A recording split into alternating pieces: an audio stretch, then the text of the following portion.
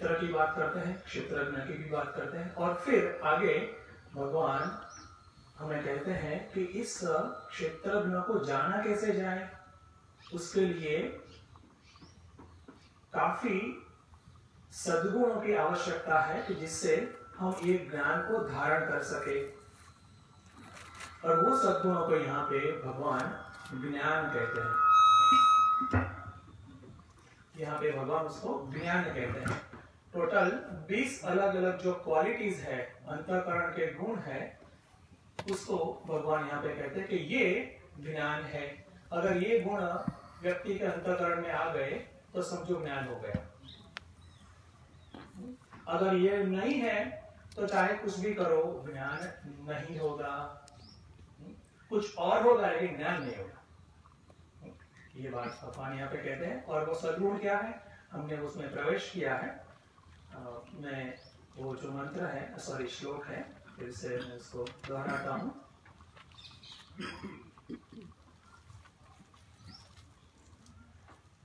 अमानित्वमदम्भित्वम् अहिंसा क्षान्तिरार्जवम् आचार्योपासनं शौचं स्थैर्यमात्मविनिग्रहः। तो सबसे पहला जो गुण है, सद्गुण है, भगवान कहते हैं अमानित्व। वो हमने कल देखा था कि आत्मना पूज्यत्व बुद्धि, पूज्यत्व भावना, कि मैं कुछ खास हूं और इतना खास हूं कि सबसे खास हूं। तो ऐसी भावना रख के जो व्यक्ति जीता है, व्यवहार करता है, तो उसको ही बोलते हैं यहाँ पे मानित्व। और उसका अभाव होना, व्यक्ति में ये बात न होना, जिसको दूसरे शब्दों में हम कहते हैं अहंकार। क्योंकि अहंकार ही व्यक्ति और भगवान के बीच में सबसे बड़ा ऑब्स्टेकल है, सबसे बड़ी रुकावट है। तो वो अहंकार का न होना, मानित्वम का अभाव होना, वो सबसे जरूरी बात है। और हमने देखा है कि मानित्वम अनजाने में कैसे बढ़ जाता है। सभी व्यक्ति को आत्म प्रशंसा प्रिय ही रहती है, और उसका आरोपण भगवान पे भी किया जाता है कि भगवान को ये प्रिय है, भगवान को लड्डू प्रिय है, क्योंकि मुझे प्रिय है, एक्सेट्रा। तो ये जो आत्म प्रशंसा धीरे धीरे एक आदत सी बन जाती है, और फिर जब तक ये आत्म प्रशंसा दूसरों से ना हो तब तक व्यक्ति को चैन नहीं मिलता, और उसके लिए व्यक्ति फिर कुछ भी करने को तैयार रहते हैं। तो फिर व्यक्ति का जो गोल है वो भगवान से हटके खुद की प्रशंसा कैसे हो वो हो जाता है, मैं कैसे बड़ा हूं वो दिखाने का हो जाता है। और जब व्यक्ति खुद को बड़ा मानता है तब वो कभी भी भक्त नहीं बन सकता, भक्ति उसमें नहीं रह सकती, और व्यक्ति का आध्यात्मिक पतन जरूर हो जाता है। तो वो भगवान कहते हैं कि सबसे पहला जो गुण है व्यक्ति में होना चाहिए अमानित्वम।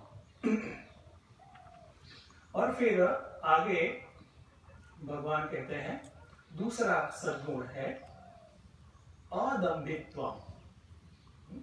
व्यक्ति में दंभ नहीं होना चाहिए। अभी दंभ क्या है? जो मानित्वम की भावना है वो व्यवहार में शारीरिक स्तर पे आ जाए, शारीरिक स्तर पे उतर आए, वही दंभ है। खुद को बड़ा मानते हैं, लेकिन अभी लोग जो है वो तो भूल जाते हैं कि ये भाई बड़े हैं, और मुझे उसको याद कराना है सबको कि मैं बड़ा हूं। तो उसके लिए उसका जो व्यवहार है वो ऐसा हो जाता है कि जिससे लोगों को पता चले, लोगों को कांस्टेंट रिमाइंडर हो कि मैं बड़ा हूं। उसका जो व्यवहार, उसकी चाल, उसके कपड़े, उसके बोलने का ढंग, सब, तो वो जो दम्भ है उसका अभाव होना वो बहुत ही जरूरी है। और उसका अभाव वो दूसरे शब्दों में कहते हैं व्यक्ति कैसा होना चाहिए, सिंपल होना चाहिए, सिंप्लिसिटी। एक सेइंग है ना कि simple living and high thinking, लेकिन जो दंभित्व है उसमें क्या होता है, high living and ordinary thinking वो हो जाता है। तो अदंभित्व मीन्स के व्यक्ति सिंपल हो, व्यक्ति का जो बाहर का जो पहनावा है, व्यवहार है, उससे कुछ खास दिखाने का कुछ प्रयास ना हो, विशेष प्रयास ना हो। ये सब आध्यात्मिक साधना में रुकावट है। दंभित्वम, मानित्वम, तो भगवान बोलते हैं कि अदंभित्वम, दंभ का अभाव होना चाहिए, जो हिपोक्रेसी बोलते हैं। और वो जब आगे जाता है मीन्स के उसमें जब दंभ की वृत्ति ज्यादा बढ़ती है तो फिर व्यक्ति जाने अनजाने में जो बात को ऐसे छेड़ता है कि खुद की महत्ता सिद्ध हो, उससे खुद की महत्ता सिद्ध हो। और इतना ही नहीं, लोग भी स्वीकार करें कि हाँ आप बड़े ही हैं, बात सही है। तो अंदर से व्यक्ति इच्छा ऐसी होती है उसकी कि लोग मेरी बात ही करें, मैं ही बड़ा हूं। इतना ही नहीं, अगर दूसरा कोई व्यक्ति ऐसा कोई वही फील्ड में अगर नामी है तो उसको अच्छा नहीं लगता फिर, क्योंकि उसमें कंपटीशन हो गई। तो ये सब दुर्गुण, ये सब रॉन्ग चैनल से व्यक्ति हट जाए तो उसके लिए भगवान बोलते हैं कि अदंभित्वम होना बहुत जरूरी है। और फिर भगवान तीसरा सद्गुण कहते हैं अहिंसा, अहिंसा, नॉन वायलेंस। किसी की हिंसा न करना, किसी को हानि न पहुंचाना, किसी भी जीव को, सिर्फ मनुष्य को नहीं, किसी भी जीव को हानि न पहुंचाना। और जनरली हानि पहुंचाई जाए तो हमारे पास उसके लिए 3 अलग अलग साधन है, मानो वेपन्स है। तो 3 अलग अलग प्रकार से वो होता है, काया से, एक्शन से, वाचा यानी शब्दों से, या फिर मानसिक रूप से, विचारों से। अलग अलग 3 प्रकार से हानि संभवित है। हिंसा संभवित है, या व्यक्ति शारीरिक रूप से किसी को हानि करता है, चाहे वो व्यक्ति हो या किसी और जीव हो,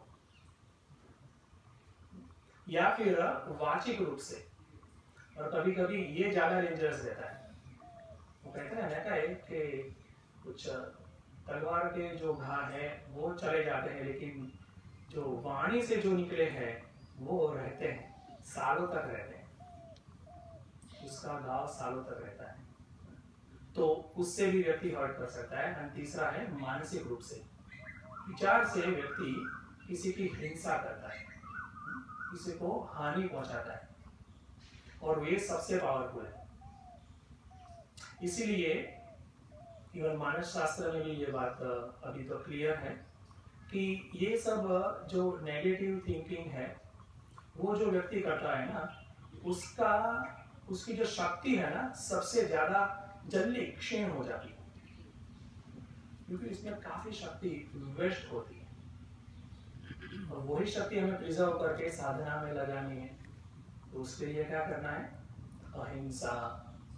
अहिंसा परमो धर्म, अहिंसा तो बहुत बड़ा धर्म है।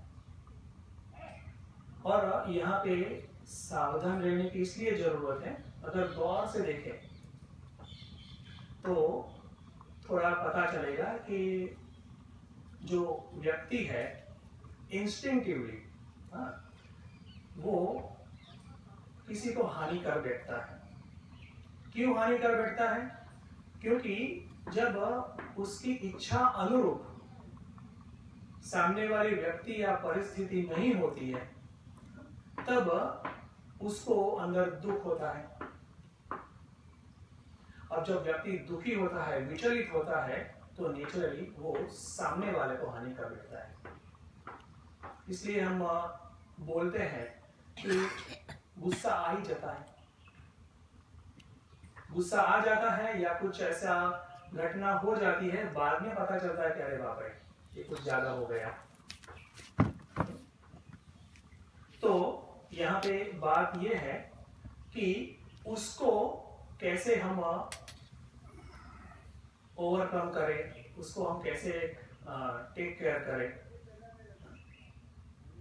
तो यहाँ पे अध्यात्म शास्त्र में एक बात बहुत ही स्पष्टतया कही गई है कि जब हमारा मन इतना सेंसिटिव हो कि सामने वाले व्यक्ति को अगर हानि पहुंचे तो उसका दुख हमें भी लगे। सामने वाले व्यक्ति या कोई भी जीव है, अगर उसको हानि हुई तो हमें भी दुख लगे,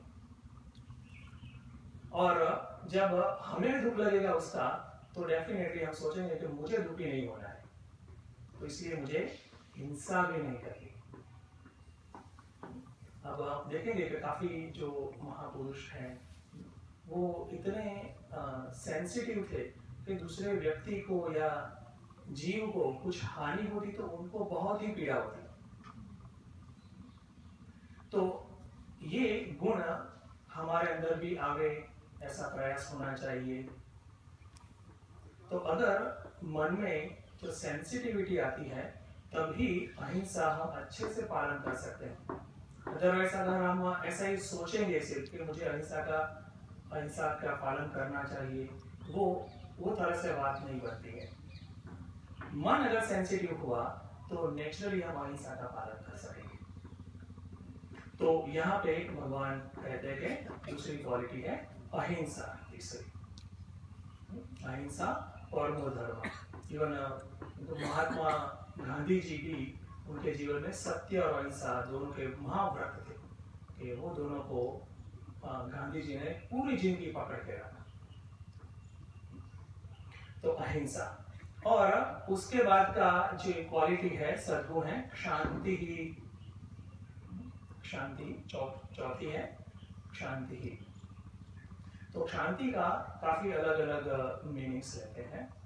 यहाँ पे हम देखेंगे तो मन की ऐसी स्थिति, मन की ऐसी मजबूताई कि परिस्थिति और हो, प्रतिकूल परिस्थिति हो, उसमें भी मन स्वस्थ रह सके, ये है शांति। क्योंकि हमारे जीवन में हर हमेशा सानुकूल परिस्थिति आनी असंभव है। काफी बार ऐसा होता ही है कि प्रतिकूल परिस्थिति या व्यक्ति का वर्तन प्रतिकूल होता है, हमारी इच्छा के अनुरूप न होता, तब नेचुरली हमारा मन जो रिएक्ट करता है, सामने वाला व्यक्ति अगर हमसे ज्यादा पावरफुल है किसी भी एंगल से, तो हमारे मन में क्या आएगा? क्षोभ आएगा, फ्रस्ट्रेशन आएगा। अगर सामने वाला व्यक्ति लेस पावरफुल है तो क्या आएगा? गुस्सा आएगा, गुस्सा निकाल देंगे सामने। ऐसा तो कोई भी तरीके से रिएक्शन आएगा और प्रतिक्रिया होगी। तो यहाँ पे क्या कहते हैं कि मन की स्थिति ऐसी हो, मन इतना मजबूत हो कि उसको हैंडल कर सके। दूसरा एक शब्द है वेदांत में तितिक्षा। तितिक्षा कि जहां पे प्रतिकूल परिस्थितियां, दुनिया पूरी द्वंद्वों से भरी है, तो उसमें भी व्यक्ति बैलेंस्ड रह सके, उसमें बह ना जाए। और यहाँ पे हम देखेंगे कि पूरा जीवन अगर देखें तो काफी कुछ परिस्थितियां ऐसी है कि हम उसमें कुछ नहीं कर सकते। कुछ परिस्थिति ऐसी है जिसमें हम कुछ चेंजेस कर सकते हैं हमारी इच्छा अनुसार। जैसे कि पास्ट, भूतकाल, पूरा भूतकाल अगर हम देखें हमारा, तो उसमें हम कुछ नहीं कर सकते क्योंकि हो गया काम। तो अगर उसमें भी हम हमारा जो मन है वापिस पास्ट में जाए और सोचता रहे, उसको बार बार दोहरा के दुखी हो तो वो कुछ मतलब वगैरह की बात है। शांति ही से वो ना होना। इवन वर्तमान काल में भी घटना घट चुकी है तो उसको क्या करना होगा, स्वीकार करना होगा, और वो भी कैसे, पॉजिटिवली। तो वो भी शांति है। पॉजिटिवली इन द सेंस कि बिकॉज मैं उसमें कुछ चेंज नहीं कर पाता मेरी इच्छा अनुसार, इसलिए मुझे उसको स्वीकार करना ही पड़ता है दुखी मन से, ऐसे नहीं। लेकिन ये भगवान ने मेरी डेवलपमेंट के लिए मुझे ये परिस्थिति भेजी है, मुझे दी है, इस तरीके से अगर मैं लूं तो डेफिनेटली वो शांति गुण हो गया। और भविष्य जो डेफिनेटली कुछ हद तक हमारे हाथ में है तो उसको हम डेफिनेटली प्लान करें और अकॉर्डिंगली हम उसको हाथ में लें। तो वो है शांति, मन की ऐसी स्थिति कि जिससे मन प्रतिकूल परिस्थितियों में विचलित न हो। ये सद्गुण व्यक्ति में, साधक में होना चाहिए। और फिर नेक्स्ट गुण है आर्जवम। आर्जवम, आर्जवम माने कि हमारी जो फैकल्टीज है, कायिक, वाचिक और मानसिक, जिससे हम व्यवहार करते हैं, वो उसमें एक सूत्रता हो। जो हम मन से सोचे वैसा ही बोले, हम जो बोले वैसा ही करें। सोचना एक, करना दूसरा, और बोलना कुछ तीसरा, ऐसा नहीं। प्रायः व्यक्ति समझता है कि अगर मैं ऐसा करता हूं तो मैं स्मार्ट हूं। मैं सोचता हूं एक और दूसरा फ्लावरिंग वर्ड्स मैं बोलता हूं, और सबको मैं बनाता हूं, सबको ऐसा इंप्रेशन में रखता हूं कि हाँ मुझे इस, मेरी भावना या मेरे विचार इस प्रकार के हैं। So that way I am smarter, मैं ज्यादा बुद्धिमान हूं। लेकिन ये अवगुण है और यही साधना में बाधक भी है। मनसी एकम, वचसी एकम एंड कार्य एकम महात्मना। मनसी अन्यथा, वचसी अन्यथा, कार्य अन्यथा दुरात्मना। तो जो दुरात्मा है वो अलग अलग ऐसे सोचेंगे। तो मैं वही बोलूं जो मैं प्रमाण बुद्धि से सोचता हूं। ऐसे नहीं कि मैंने सोचा था, मुझे लगता है ये सही है इसलिए मैंने बोला या मैंने किया, सो ये आर्जव मुझ में घटता है, ये भी बात नहीं है। वहां पे जो मैं सोचूं वो कितनी हद तक सही है वो भी मैं चेक करूं, उसके भी मेरी समानता हो वो लाइन में भी, और फिर उस तद अनुरूप मैं बोलूं, तद अनुरूप मेरा व्यवहार हो। इसलिए इवन महापुरुष काफी बोलते हैं, गांधी जी भी बोलते हैं, जो साधक है ना उसको काफी सावधान रहना पड़ता है। उसका सभी व्यवहार सिर्फ साधना के समय ही नहीं, लेकिन नॉर्मल डेली लाइफ होती है तब भी, जब कैजुअल टॉक्स चल रहे हैं तब भी व्यक्ति सावधान रहना चाहिए। तभी ये आर्जवम पॉसिबल होता है, तभी एक सूत्रता होती है हमारी तीनों फैकल्टीज में। तो ये है आर्जवम। और फिर उसके बाद की क्वालिटी है, सद्गुण है, साधक में होना चाहिए, वो है आचार्योपासना। आचार्य के पास जाना, आचार्य की पूजा करना, उनको मान देना। क्यों? क्योंकि एक वेदांत में एक्सप्रेशन है कि आचार्यवान वेद, के व्यक्ति जिसके जीवन में आचार्य है, गुरु है, वो ज्ञान पाता है, उसको ही ज्ञान मिलता है। गुरु बिना ज्ञान नहीं। ऐसा क्यों है भाई? अभी तो काफ़ी पुस्तकें अवेलेबल हैं, सीडीज भी अवेलेबल है, डीवीडीज भी अवेलेबल है। तो वो पहले के ज़माने में हो सकता था, अभी नहीं, क्योंकि अभी तो सब अवेलेबल है। कमेंट्रीज भी है, शांकर भाष्य है मेरे पास, और दूसरे अलग महात्माओं की टीका टिप्पणी भी है, अलग अलग लैंग्वेज में भी।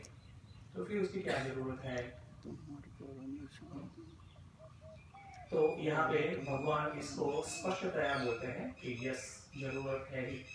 शंकराचार्य भी बोलते हैं, शास्त्रज्ञ अभी वेदांत का स्वतंत्र अभ्यास नहीं करना चाहिए। तो उसको श्रोत्रिय ब्रह्मनिष्ठ या कॉम्पिटेंट आचार्य से ही उसका अभ्यास करना चाहिए, उसका श्रवण करना चाहिए। और क्योंकि जो बात हमें समझनी है ना, वो हमारी जो अभी की जो बुद्धि है ना, वो समझ नहीं पाएगी। हमारी जो अभी की बुद्धि है, हमारा मन है, वो सिर्फ हमारी जो 5 इंद्रियां है ना, उसके विषय को ही समझ पाती। फिर अगर वो विषय सूक्ष्म होगा तो थोड़ा प्रयास करेगी, थोड़े साधन का उपयोग करेगी तो समझ सकेगी। 5 इंद्रियों के विषय, शब्द, स्पर्श, रूप, रस, गंध। लेकिन यहाँ पे जो समझना है ना, जो ज्ञान, आत्मज्ञान है, ये 5 इंद्रियों के दायरे से बाहर है। इसलिए जो हमारी बुद्धि ये 5 इंद्रियों के हेल्प से समझने की अभ्यासी है, वो आत्म तत्व को नहीं समझ पाएगी। इसके लिए चाहिए 6th सेंस। तो वेद है, वेदांत है, उसको 6th सेंस बोलते हैं, वो 6ठी इंद्रिया। और उसको समझने के लिए जिसने उसको अच्छे से समझा है, उसकी हेल्प की जरूरत है। क्योंकि वेदांत में ये जो आत्म तत्व का निरूपण है, बहुत ही अनोखे ढंग से किया गया है। तो उसको ओपन करने के लिए भी ऐसा ही व्यक्ति चाहिए। इसलिए यहाँ पे भगवान बोलते हैं आचार्योपासना, कि व्यक्ति आचार्यवान हो, व्यक्ति के जीवन में आचार्य भी हो। तो वो भी एक क्वालिटी है, वो भी इसको यहाँ पे सद्गुण कहा गया है। और फिर शौचम, अगेन अनदर क्वालिटी, अनदर सद्गुण, शौचम, प्योरिटी, क्लीनलीनेस। व्यक्ति स्वच्छ हो, बाह्य स्वच्छता हो, उसका शरीर स्वच्छ हो, उसके कपड़े स्वच्छ हो, उसका घर स्वच्छ हो, उसका आंगन स्वच्छ हो, स्वच्छता का आग्रही हो। अगेन गांधी जी याद आते हैं, cleanliness is next to godliness, इसे तभी जरूरत थी, तो अभी भी जरूरत। तो शौचम जो है वो एक क्वालिटी हमें एक दिन के लिए नहीं थी, लेकिन हमारी लाइफस्टाइल में वो आनी चाहिए, हमारे जीवन का एक भाग होना चाहिए। और इतना ही नहीं, हमारा मन भी ऐसा ही शुद्ध होना चाहिए। तो वो है शौचम। और फिर है नेक्स्ट क्वालिटी है स्थैर्यम। स्थैर्यम, स्थिरता या कमिटमेंट। व्यक्ति कैसा हो? कमिटेड हो।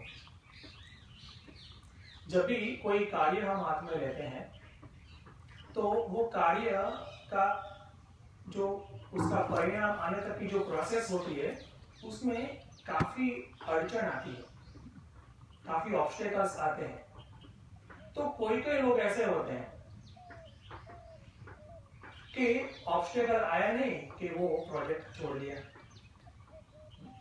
और कोई लोग उससे भी महान होते हैं, वो सोचते हैं कि अगर ये कार्य में लूंगा तो उसमें काफी कुछ प्रॉब्लम्स आने वाले हैं, तो मैं लूंगा ही नहीं हाथ में। वो बोलते हैं कि मैं कभी भी जीवन में फेल ही नहीं हुआ। क्यों फेल नहीं हुआ? मैंने कुछ किया ही नहीं ऐसा कि जो फेलियर आए। सो आई एम नेवर फेल्ड। तो ऐसे भी लोग होते हैं। लेकिन कोई लोग ऐसे होते हैं जो वो कैटेगरी में हम भी आने चाहिए कि एक बार जो साधना है, जो प्रोजेक्ट है हाथ में लिया, फिर उसमें चाहे कितने भी मुश्किल आए, कितने भी अड़चन आए, प्रॉब्लम्स आए, सेटबैक आएगा, लेकिन उससे ही वो सीखे और उससे ही नया जोश निकाले और फिर आगे बढ़े। और जब तक वो कार्य सिद्ध ना हो जाए तब तक उसको पकड़े रहे। तो वो क्वालिटी भी साधक में होनी चाहिए।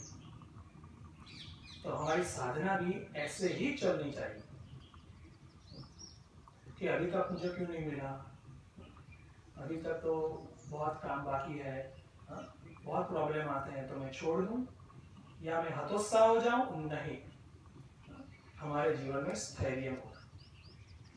एक बात ऐसी भी है कि अगर हमारे पास ये क्वालिटी है स्थैर्य की, स्थिरता, कमिटमेंट, तो बाकी सब जो क्वालिटीज होती है अगर कम ज्यादा होगी ना तो ऑटोमेटिक वो भी आ जाएगी। क्यों? क्योंकि हम डटे रहे हैं हमारे मार्ग पे। तो फिर साधना के लिए, आगे बढ़ने के लिए जो चीज जरूरी है डेफिनेटली हम उसको पाएंगे। तो ये बहुत ही बड़ा अच्छा वाला सद्गुण है। और लास्ट है आत्मविनिग्रह। इस श्लोक में लास्ट है आत्मविनिग्रह।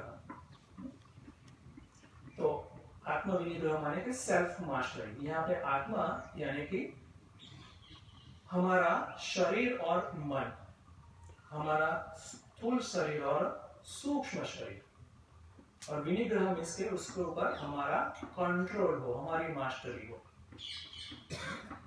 ऐसा ना हो कि हमारी इंद्रिया हमें कहीं ले जाए और बुद्धि बोलती है कि नहीं अभी तो पढ़ने का समय है, अभी तो साधना का समय है। इंद्रिया कहती है कि नहीं, मुझे तो अभी कुछ रस की वस्तु चाहिए, कुछ रूप की वस्तु चाहिए।